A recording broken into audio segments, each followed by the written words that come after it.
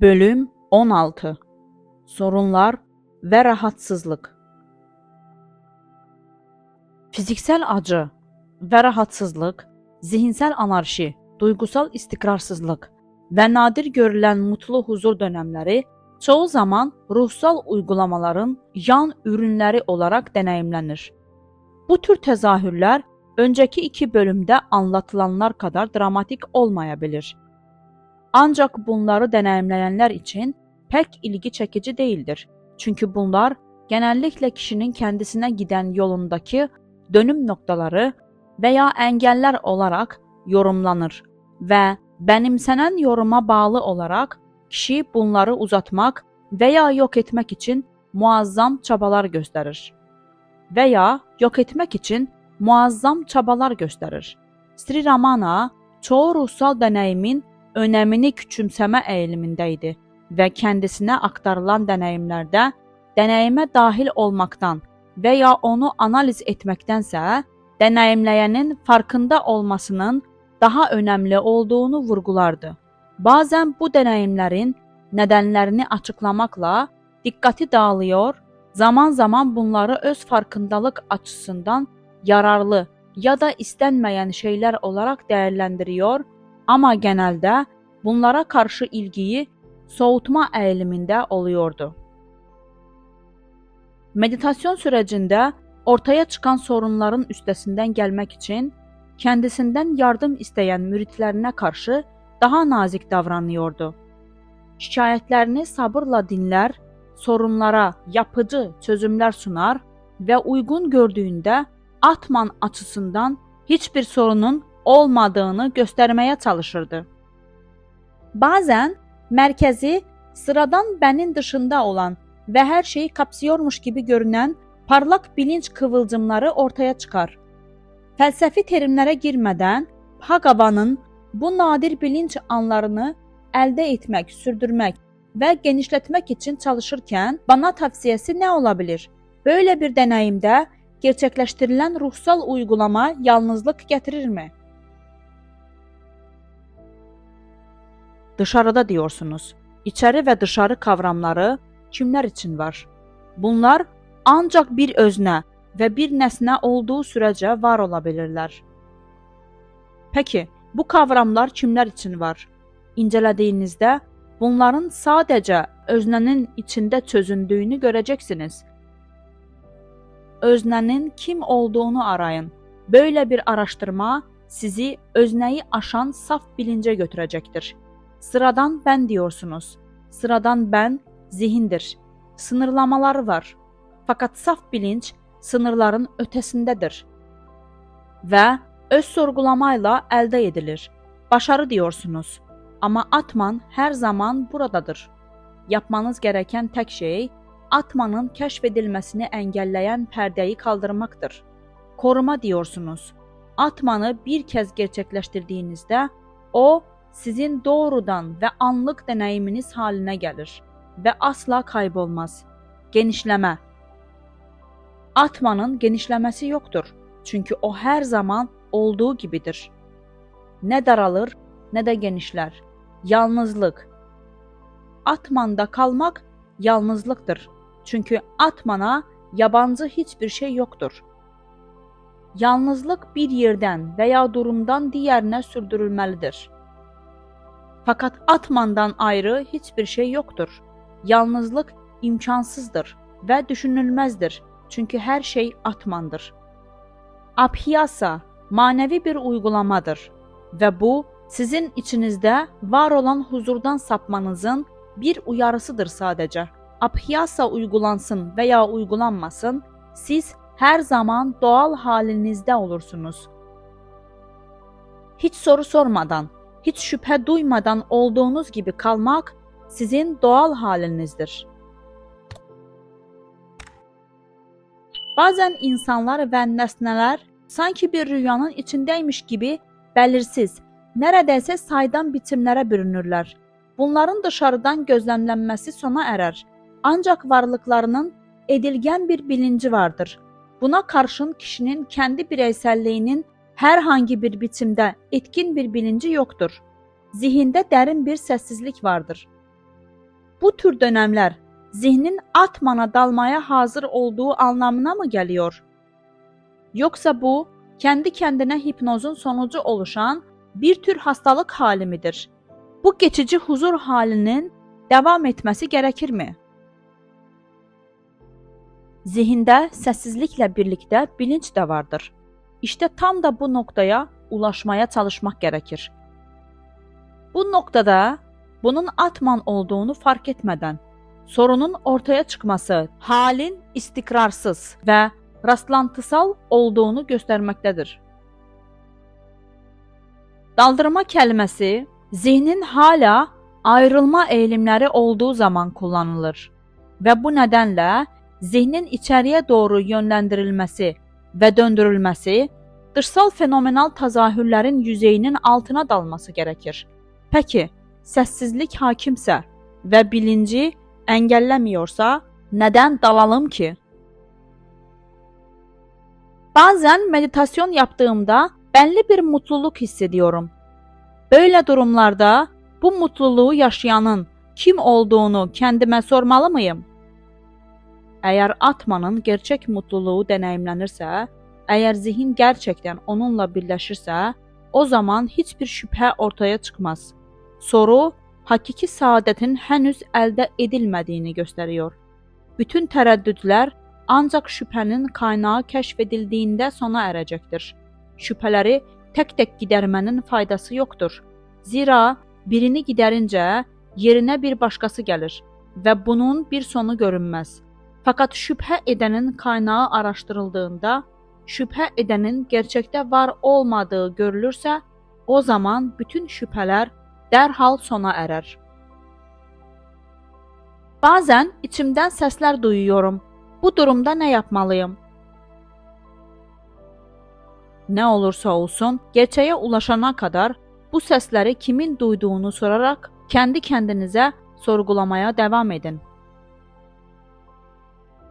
Meditasyon sırasında bazen kendimi çok mutlu hissettiğim ve gözlerimden yaş geldiği zamanlar oluyor. Diğer zamanlarda ise gözyaşı görülmez. Peki bu neden oluyor? Mutluluk her zaman buradadır. Gelip geçen bir şey değildir. Gelip giden şeyler zihnin bir yaratımıdır ve bu konuda endişelenmemelisiniz. Mutluluk bedende fiziksel titremelere sebep olur. Ama kaybolunca depresyona giriyorum ve tekrar yaşamak istiyorum. Neden? Hem mutluluğu deneyimlediğinizde hem de deneyimlemediğinizde burada olduğunuzu siz kabul ediyorsunuz. Eğer bu sizi doğru bir şekilde fark ederseniz, o zaman bu deneyimler önemsizleşecektir. Bu mutluluğa ulaşmak için tutunulacak bir şeyin olması gerekir mi? Başka bir şeye tutunmaya çalışırsanız ikilik yaratırsınız ve tek bir atman var. İki yoktur. Peki kim kimi yakalayacak? Peki neyi yakalayacak?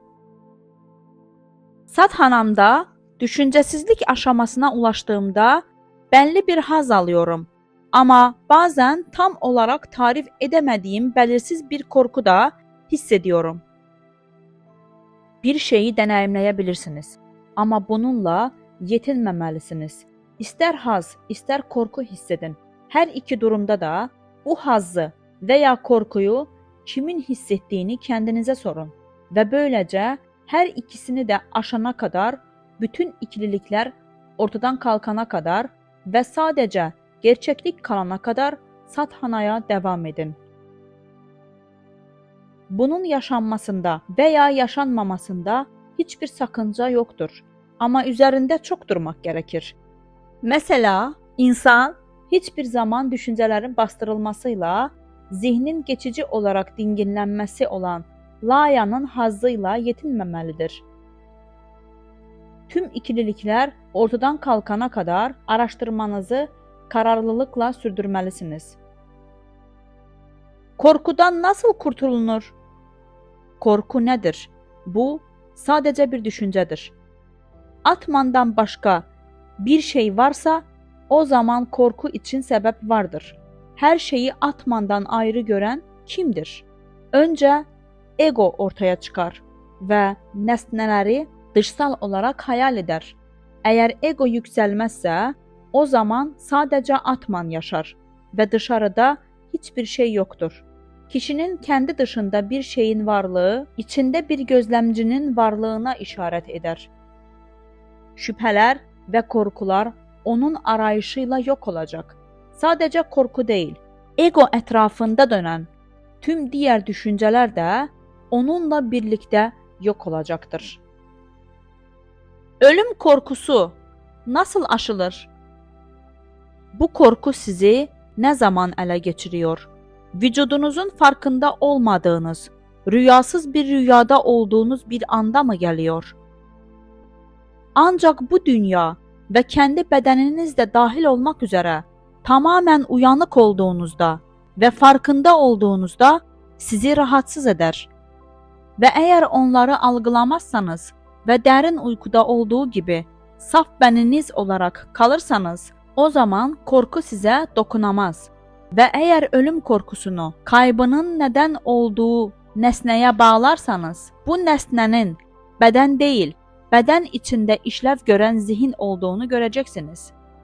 Birçok insan eğer sürekli bir şuura erişe bilselerdi, hastalıklı bedenlerinden ve onunla birlikte gelen bütün sorunlardan ve sıkıntılardan kurtuldukları için mutlu olurdu. Zira insanın kaybetmekten korktuğu şey tam da şuurdur, beden değil. İnsanlar varoluşu severler. Çünkü o sonsuz bir bilinçtir. Onların kendi benidir. Öyleyse neden şu anda bedendeyken bu saf bilince, şuura tutunmuyorsunuz ve kendinizi tüm korkulardan kurtarmıyorsunuz? Düşüncesiz kalmaya çalıştığımda uykuya dalıyorum. Bundan nasıl kurtulabilirim? Bir kere uykuya daldığınızda o halde hiçbir şey yapamazsınız. Ancak uyanıkken her türlü düşünceden uzak durmaya çalışın. Neden uykuyu düşünmelisiniz? O bile bir düşünce değil mi? Eğer uyanıkken düşüncesiz kalabiliyorsanız bu yeterlidir. Çünkü uykuya dalma hali uyandıktan sonra da devam edecek ve uykuya dalarken kaldığınız yerden devam edeceksiniz. Düşünce aktivitesi olduğu sürece uyku da olacaktır. Düşünceler ve uyku aynı madalyonun iki yüzüdür.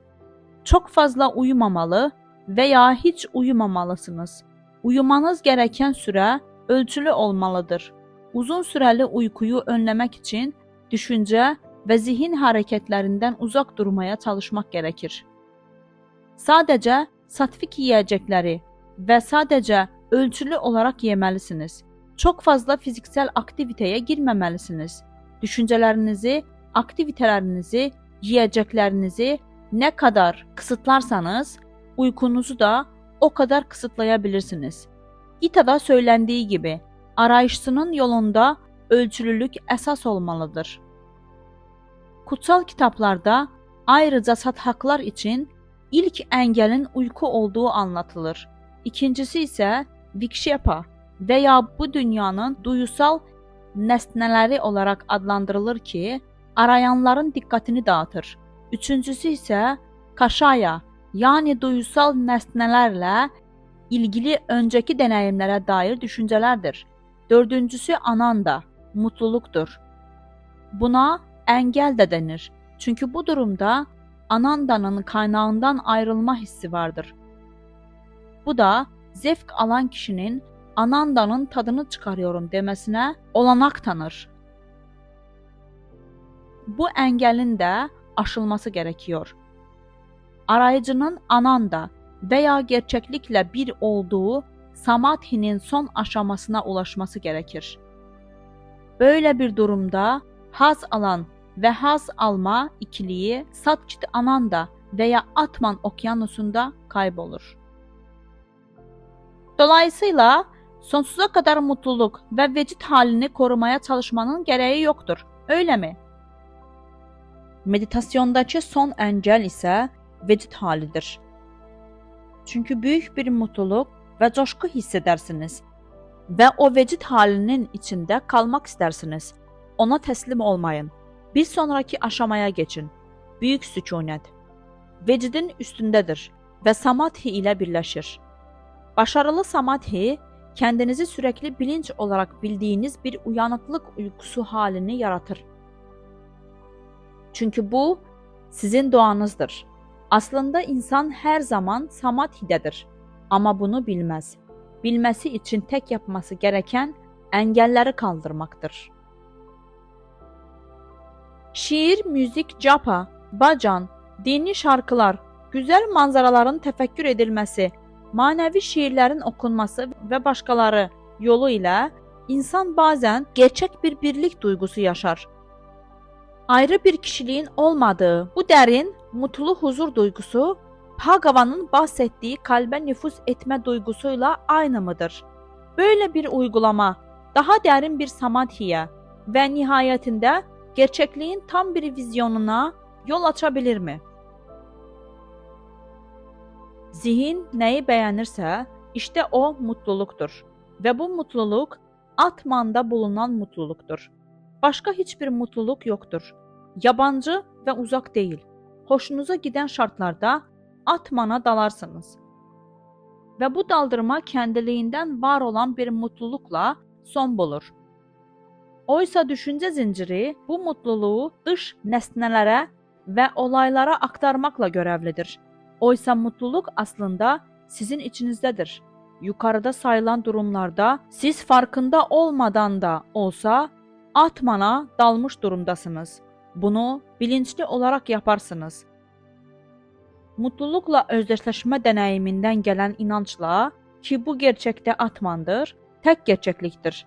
O zaman buna gerçekleşme adını verirsiniz. Bilinçli bir şekilde kendinizi Atman'a, yani öze kaptırmanızı dilerim. Yani kalbe. 20 yıldır sadhana uyguluyorum ama hiçbir ilerleme göremiyorum. Ne yapmalıyım? Her gün sabah 5'ten itibaren yalnızca Atman'ın gerçek olduğunu ve geri kalan her şeyin gerçek dışı olduğunu düşünmeye yoğunlaşıyorum. Bu yönde yaklaşık 20 yıldır verdiğim çabalara rağmen düşüncelerim dağılmadan önce ancak 2-3 dakika konsantre olabiliyorum. Başarıya ulaşmanın tek yolu zihnin dışarıya yöneldiği her an onu geri getirmek ve onu Atman üzerinde kurmaktır. Meditasyona, mantraya, japaya ve buna benzer hiçbir şeye gerek yok. Çünkü bunların hepsi bizim gerçek doğamızdır. Yapmanız gereken tek şey Atman dışında her şeyi düşünmeyi bırakmaktır. Meditasyon, Atman hakkında düşünmekten çok, Atman olmayan hakkındaki düşünceleri bir kenara atmaktır. Dış nesneler hakkındaki düşünmeyi bırakıp, zihni içe doğru çevirip, Atman üzerinde sabitleyerek dışarıya gitmesini engellediğinizde geriye sadece Atman kalır. Yabancı düşünce ve arzuları yenmek için ne yapmalıyım? Düşüncelerimizi kontrol altına almak ve hedeflerimize ulaşmak için hayatımızı nasıl düzenleyebiliriz? Atman'da ne kadar yerleşik hale gelirseniz, yabancı düşüncelerin kendiliğinden dışarı akışı da o kadar fazla olacaktır. Zihin, düşüncelerden oluşan bir yumağın ta kendisidir. Ve ben, bütün bu düşüncelerin köküdür. Dolayısıyla bu benin kim olduğunu ve nereden geldiğini anladığınızda tüm düşünceler Atman'la birleşecektir. Belirli bir saatte uyumak, yıkanmak, mantra, japa yapmak, ritüelleri yerine getirmek gibi hayat düzenlemeleri yalnızca kendini sorgulama ihtiyacı hissetmeyen insanlara yöneliktir. Ancak bu yöntemi uygulayabilenler için tüm kurallara ve disiplinlere ihtiyaç yoktur. Neden tekrarlanan çabalara rağmen zihin içe doğru çevrilemiyor? Bu ancak tutkuya kapılmadan, yavaş yavaş pratik yaparak başarılabilir. Zihin, sahibinin bilgisi dışında uzun süre vahşi doğada otlamaya alışmış ve bu yüzden de çoğu zaman ayakta durmaya alıştırılmış bir ineğe benzer. Sahibi onu sulu otlar və digər mükəmməl yeyəcəklərlə nə qədər cəzb etsə də, öncə rədd edər, sonra biraz dənər. Ancaq içində özgürlüyə qarşı bir eğilim ortaya çıxar və orayı tərk edər. Sahibinin təkrar deneyimləmələri ilə inək ahıra alışıyor və sonunda tutulmasa belə bir yerə gitmiyor. Zihində də bənzər bir durum söz konusudur. Əgər bir gün iç mutluluğunu bulursa, artıq zihin dışarıya kaçmaz. Fakat təfəkkürdə şartlara uygun modülasyonlar yoxmudur? Evet, varlar. Bazen bir aydınlanma olur və təfəkkür kolaylaşır. Bazen də təşəbbüslərə rağmen təfəkkür imkansızlaşır. Bu, üç gunanın, sattva, rajas və tamas hərəkətinə bağlıdır. Bir kimsənin fəaliyyətinin təfəkkürü onun fəaliyyətinin şartlarını da etkilərmi? Bunlar etkiləyəməz. Sadəcə yapanın hissiyatı, Kartridva Buddhi meditasyona əngəl oluşturur. Zihnim 2-3 gün açıq oluyor. Sonra aynı sürədə içində tamamen durgunlaşıyor və bu dönemlər bir-birini izliyor. Sorun nə? Hepsi tamamen doğal. Bu, saflığın, yani sattvanın, etkinliğin, rajas və eylemsizliğin, yani tamasın olduğu bir oyundur. Tamasa üzülməyin, amma sattva gəldiğində ona tutunun və onu en iyi şekilde değerlendirin. Bazen fiziksel bedenin düzenli meditasyona izin vermediği ortaya çıkıyor. Vücudumuzun dengede olmasını sağlamak için yoga yapmalı mıyız? Her şey samskaraya, yani kişinin yatkınlığına bağlıdır. Kimisi bedensel rahatsızlıklarını iyileştirmek için hatha yogayı uygular. Kimisi şifasını Tanrı'ya emanet eder. Üçüncüsü bu amaçla iradesini kullanır. Dördüncüsü ise bunlara karşı tamamen kayıtsız olabilir. Ama dördü de meditasyonda ısrar edecek. Kendini bulmak esastır. Geriye kalan her şey ise yardımcı niteliktedir. Konsantre olma çabalarım kalp atışlarımla engelleniyor ve buna ağır, kısa ve hızlı nefes alıp vermeler eşlik ediyor. Sonra düşünceler hücum ediyor ve zihin kontrol edilmez hale geliyor. Sağlıklı bir durumda konsantrasyonum daha başarılı oluyor. Derin konsantrasyon sırasında nefesim duruyor. Uzun zamandır Bhagavan'a yakın olmanın avantajını kullanarak meditasyonumda başarılı bir zirveye ulaşmayı arzuluyordum. Bu yüzden büyük zorluklardan geçtikten sonra buraya geldim. Fakat burada hastalandım ve meditasyon yapamadım. Dolayısıyla depresyona girdim. Kısa ve hızlı nefes alma konusundaki kaygıma rağmen zihnimi yoğunlaştırmak için kararlı bir çaba gösterdim ve kısmen başarılı olsam da tatmin olamadım. Buradan ayrılma zamanım yaklaşıyor ve bu düşünce beni giderek daha da bunalıma sokuyor. Burada, bu salonda tefekkür ederek huzura kavuşan insanları buldum. Oysa ben böyle bir huzurun mutluluğuna erişememiştim. Bu durum başlı başına moral bozucu. Konsantre olamıyorum düşüncesi bile bir engeldir. Neden ortaya çıksın ki? İnsan 24 saat düşüncesiz kalabilir mi? Meditasyon yapmamalı mıyım? Saat nedir? Bu bir kavramdır. Sorularınızın her biri düşünceden kaynaklanmaktadır. Aklınıza bir düşünce geldiğinde onun sizi sürüklemesine izin vermeyin. Atmanı unuttuğunuzda bedeninizin bilincindesiniz. Peki onu hatırlamamak mümkün müdür? Atman olarak onu nasıl unutabilirim? O zaman 2 tane ben olmalıdır ki biri diğerini unutsun. Bu saçmalık. Ve bu nedenle Atman acı çekmiyor. Hiçbir kusuru yoktur ve her zaman mutludur. Karşıt duygular gerçekte kalıcılığı olmayan birer düşüncelerden ibarettir. Düşüncelerinizden kurtulun. Kişi neden meditasyon yapmayı denemelidir? Kendisi olduğu için her zaman doyuma ulaşmıştır. Sadece düşüncelerden kurtulun. Sağlık durumunuzun meditasyon yapmanıza engel olduğunu mu düşünüyorsunuz? Bu umutsuzluğun kaynağını bedenin atman ile yanlış bir şekilde özdeşleştirilmesini araştırmanız gerekir. Acıyan ben değil, bedendir. Ama gelip size hasta olduğunuzu söyleyen o değil. Siz öyle diyorsunuz.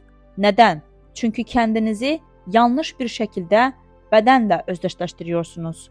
Bedenin kendisi düşüncedir. Gerçekte olduğunuz kişi olun. Ümitsizliğe kapılmaya hiç gerek yok. Örneğin, sivrisinek ısırması nedeniyle meditasyonun bozulduğunu varsayalım. Kişi bu konuda ısrarcı olmalı mı? Isırıklara katlanmaya çalışmalı, bu rahatsızlıkları görmezden gelmeli ya da sivrisinekleri kovup meditasyona devam mı etmelidir? En uygun olduğunu düşündüğünüz şeyi yapın. Sadece böcekleri kovmakla muktiye ulaşamazsınız. Görev, zihnin tek noktaya odaklanmasını sağlamak ve ardından mana naşi, zihnin yıkımıdır. Bunu nasıl yapacağınıza siz karar verin. Sivrisineklerin ısırıklarını kabul ederek mi, yoksa onları uzaklaştırarak mı? Meditasyona tam olarak daldığınızda ısırık hissedilmez. Ama o aşamaya gelene kadar neden onları uzaklaştırmıyoruz? Meditasyon yapanların yeni hastalıklara yakalandığı söyleniliyor. Neyse, sırtımda ve göğsümde biraz ağrı hissediyorum. Burada ilahi imtihanlar var diyorlar. Bhagavan lütfen bunu açıklayabilir mi? Ve bunun doğruluk payı olup olmadığını söyleyebilir mi? Sizin dışınızda bir Bhagavan yok. Bu nedenle yukarıdan atanmış bir sınav yoktur. Manevi praktik sonucunda bir sınava, yani bir hastalığa yakalanma fikriniz aslında sinirleriniz ve 5 duyunuz üzerine olmayan bir gerginlikten ibarettir. Şimdiye kadar nadiler, yani ince sinirler aracılığıyla hareket eden dış nesneleri algılamak için duyu organlarıyla bağlantısını sürdüren zihin artık devreden çıkarılmayı talep ediyor. Ve bu bakım eylemi doğal olarak gerginliğe, bağların gerilmesine veya koparılmasına yol açar. Buna ağrı da eşlik eder. Kimisi buna hastalık diyor, kimisi de Allah'ın bir imtihanı diyor. Eğer meditasyona devam ederseniz ve zihninizi sadece öz bilgiye veya öz gerçekleşmeye yöneltirseniz, bütün bu acılar ortadan kalkacaktır.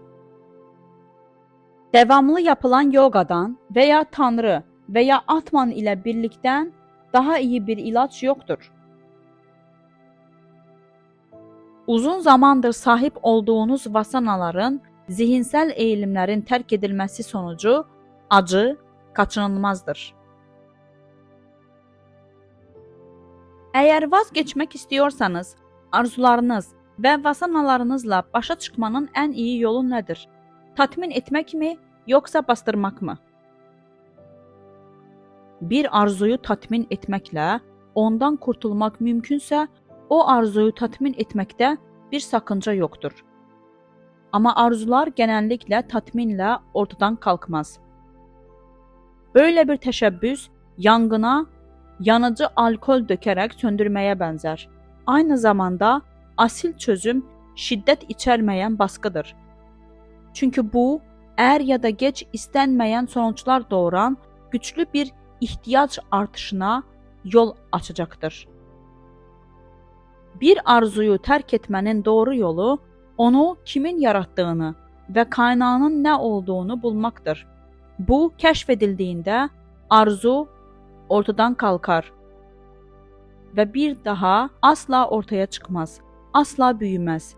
Yeme, içme, uyku ve doğal işlevler gibi ihtiyaçlar arzu olarak da adlandırılabilir.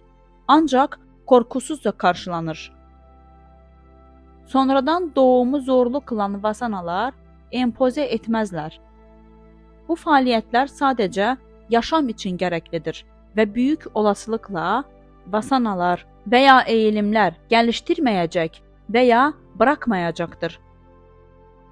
Bu nədənlə kural olaraq zihində vasanalar yarataraq yeni arzulara yol açmayan bir arzuyu tatmin etməkdə bir sakınca yoxdur.